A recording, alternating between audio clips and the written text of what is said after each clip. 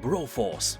When evil threatens the world calls on Broforce, an underfunded, overpowered paramilitary organization dealing exclusively in excessive force. Brace your loins with up to 4 players to run and gun us dozens of different bros and eliminate the opposing terrorist forces that threaten our way of life. You'll battle in a flurry of bullets and non-stop action through various missions set amongst the picturesque treetops and the absurdly dangerous lumber mills, teeming with enemy soldiers, excessive artillery and inconveniently placed circular saws, so keep your balls close to yourself, don't wave them around as you are used to. And I wouldn't be a gaming channel if I couldn't tell you a secret from time to time. You can try Broforce absolutely free, but you need to search for a different name on Steam. Free standalone about an hour-long mission is called Expendabros. It was made as a promotion for the movie Expendables 3, and it is made so well that overwhelmingly positive reviews even on this one is not a surprise at all. And if you are somehow not subscribed, I've just proved to you that you should. Yeah,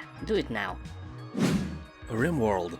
This game is always in the top 10 by rating among the best Steam games of all time. That is pretty high, probably even higher than Seth Rogen and Snoop Dogg combined. No, I'm kidding, that is not possible. Rimworld is a sci-fi colony sim driven by an intelligent AI storyteller. Inspired by Dwarf Fortress, Firefly and Dune, Rimworld is designed to co-author tragic, twisted and triumphant stories about imprisoned pirates, desperate colonists, starvation and survival. It works by controlling the random events that the world throws at you. Every thunderstorm, pirate raid and traveling salesman is a card dealt into your story by the AI storyteller. There are several storytellers to choose from. Randy Random does crazy stuff, Cassandra Classic goes for rising tension, and Phoebe Chillax likes to relax. I won't tell you what Tim Penison does.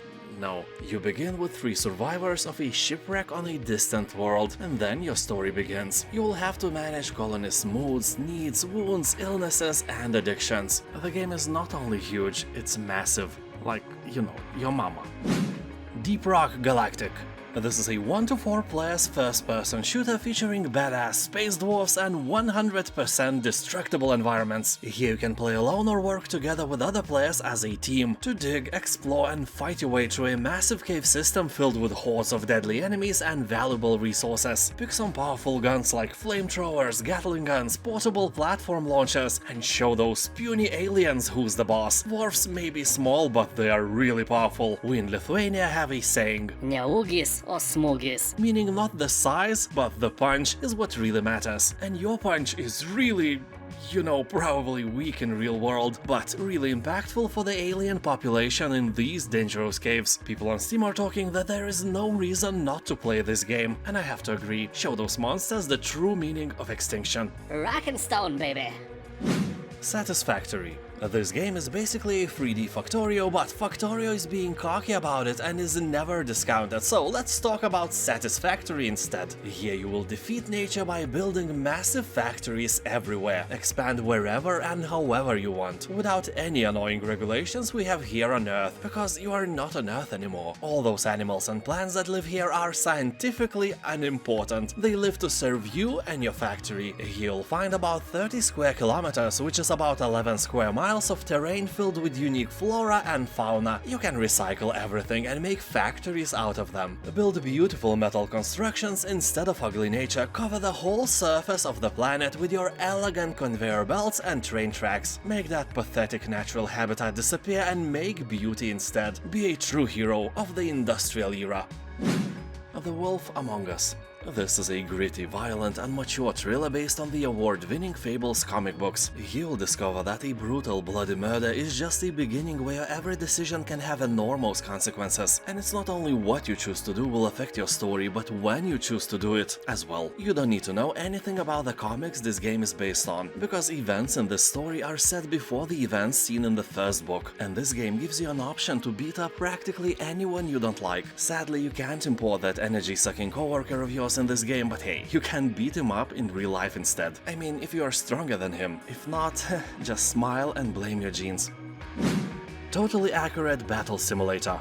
If you are just bored and want to kill some time in single player without thinking too much, I doubt there is a better game for that than Totally Accurate Battle Simulator. At first, it's really funny. Second, it challenges your IQ and actual tactical skills. All you need to do is to choose your units, place them strategically and press the fight button. They will do all the battling part by themselves and you will observe it like some overarching god who has no power to influence anything anymore. So when your army is ripped apart and its scattered remains lie on the ground, then you may think of another strategy and try again, and then again. Some of the battles in the campaign are crazy hard and will squeeze your IQ through your nostrils. Also, if you have some doubts, the game has about 100,000 reviews left on Steam and the score is really close to 100%. I'm not kidding, it's probably one of the best rated games on the whole Steam. Slime Rancher. Last time I checked, it held 18th place among the best games on Steam. Yeah, it is ranked higher than Counter-Strike, Half-Life 2, Dishonored or Fallout New Vegas. Incredibile. So this is a charming first-person sandbox experience. You will play a plucky young rancher who sets out for a life 8,000 light-years away from Earth. Each day will present new challenges and risky opportunities as you attempt to amass a great fortune in the business of slime ranching. Collect colorful slimes, grow crabs, harvest resources and explore the untamed wilds. Also, here you can complete daily requests from other ranchers to get bonus rewards. Earn money to upgrade your stuff, build more corals and expand your ranch. This is a relaxing and fun game, very suitable after a hard work day or as a casual time burner when you have nothing else to do. Well, in that case you can go and make delicious potato salad instead. Ultrakill. Now we are getting serious. This game is always among the top 20 best rated games on the whole Steam, and that is among tens of thousands of games. It's ridiculous how good this game is. Ultrakill Is a fast-paced, ultra-violent, old-school first-person shooter. It fuses together classic shooters like Quake and modern shooters like Doom Eternal with character action games like Devil May Cry. Here mankind has gone extinct and the only beings left on Earth are machines fueled by blood. And now that blood is starting to run out on the surface and machines are racing to the depths of hell to search for more. Total nonsense, but I like it. People on Steam describe this game quite politely. They say this is a Doom Eternal if it was on crack and also on heroin. And I would add that playing Ultrakill it's like eating potato salad, except if you dry it out and snort it. You can try the demo version on Steam if you have any doubts. Hades. 98% of positive reviews left by hundreds of thousands of people is the best proof that Hades is a masterpiece. This is a godlike, roguelike dungeon crawler that combines the best aspects of action RPG games and is a wonderful storyteller. As the immortal prince of the underworld, you wield powers and mythic weapons of Olympus to break free from the clutches of the god of the dead himself. You must grow stronger and unravel more of the story with each unique escape attempt. Yeah, each attempt. That kinda sums up this game where you will be dying all the time. But dying is a part of Hades, it's not something you should be afraid of. And people on Steam are saying, well, it doesn't matter what they say, it's a masterpiece. They are all praising the game and saying that it is the best ever, just like potato salad. Portal 2. This is the best game on Steam according to the SteamDB, the very best on the whole Steam. Portal 2 is immune to passing time because it's definitely one of the best puzzle games ever created. And you probably know it well, but have you ever fully completed it? Maybe when you played they challenged you too hard and now is the time to make another run. Your brain is definitely way different now than it was when you played it for the first time. So you may see challenges from a different perspective than before. Or not, we are not getting younger after all. And if you never played it, what can I say? I envy you because you are up for a treat. First Portal is also discounted and it's a proud owner of 7th place among the best Steam games, and the price is a joke. Terraria. The game is way more than just a flat version of Minecraft. Terraria is so much more beautiful, with more special effects and more dynamic fights. Here you can craft hundreds of items, build houses or even castles in any form you desire. Yes, even in that one you are thinking about. Castle of Boob? Yes, the Castle of Boob. Here you'll have to survive dangerous nights, defeat waves of enemies and dig down below to encounter some unspeakable horrors. Yeah, really, some of them are really difficult to describe, although don't play it alone. Play it with your wife, brother, friend or mother-in-law. You will enhance the experience many times. The game has overwhelmingly positive reviews, everyone likes it.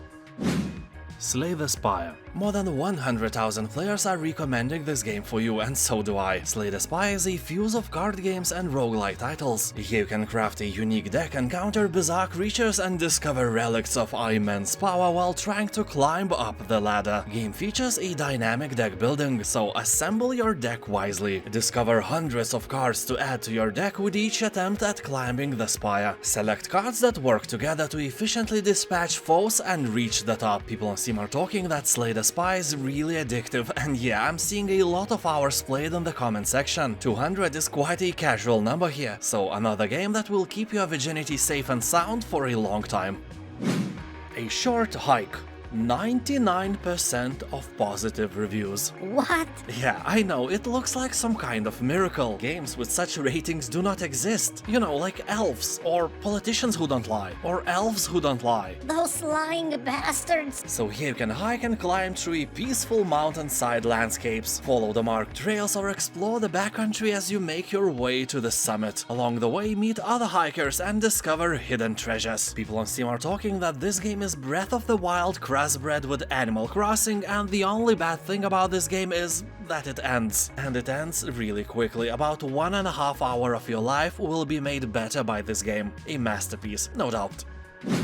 Katana Zero.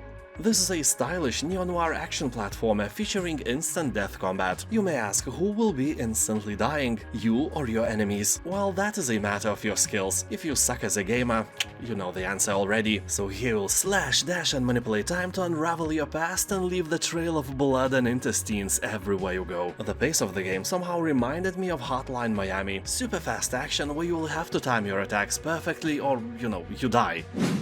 Dyson Sphere program.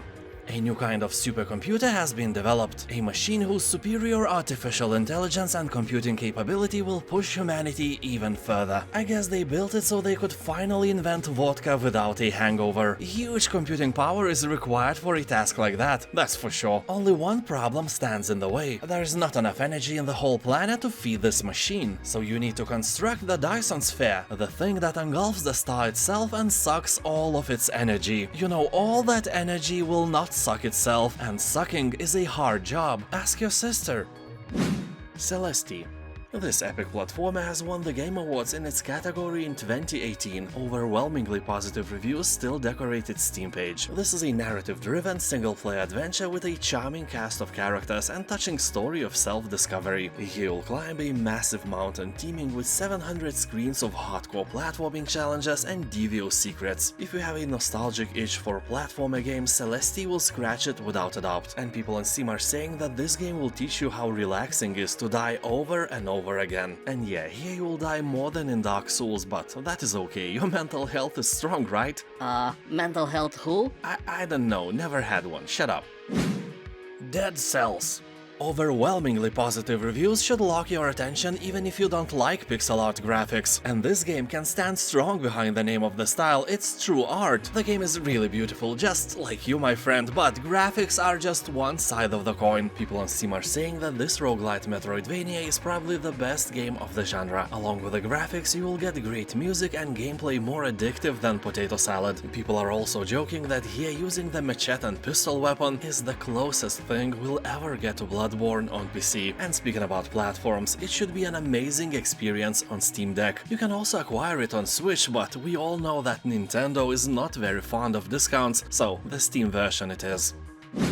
Subnautica. When I first tried to play Subnautica, I had some mixed feelings. I don't really like to craft things in games. Well, I do, but only when it's not the main way to obtain things in general. And all that coral and fish gathering was really boring for me. I wanted to explore, and the game prevented me from doing that because I had no means of diving into the depths, and if I tried, I always died. So for me it took about 2 actual years to get all the equipment I needed for exploring. I can only imagine that some kid can do that in a day or so, but that's not the way for me. I got bored really quickly every time I turned the game on. But that boredom was eradicated one day when I found some really interesting things deep below that, you know, I couldn't reach. So I finally understood why this game was so hard to play for me. It gave me no motivation to proceed. And then when I finally found one, Subnautica transformed into a beautiful world. So addicting that in a week I spent more time here than in the past 2 years. And I continue to do that for weeks to come. So for all the new players, just carry on with that boring exploring part and you will be rewarded. I can without a doubt say that this game is 10 coldest beers out of 10. You have all my recommendations. Although keep in mind that even if it looks so colorful and pretty, it has a lot of horror elements and is not meant for kids. Inscryption. This is a card-based odyssey that blends the deck-building roguelike, escape room-style puzzles, and psychological horror into a well-mixed Bloody Mary. You'll acquire a deck of woodland creature cards by draft, surgery, and self-mutilation, unlock the secrets lurking behind the walls of a mysterious cabin, and embark on an unexpected and deeply disturbing adventure. So don't play this game with your little kids or something. Anyway, overwhelmingly positive reviews on Steam are well-deserved. This game is a real gem. Also, if you are in doubt, you can play the free demo version. And now, thank you for watching, have a nice day, and I'll see you Next time. Bye.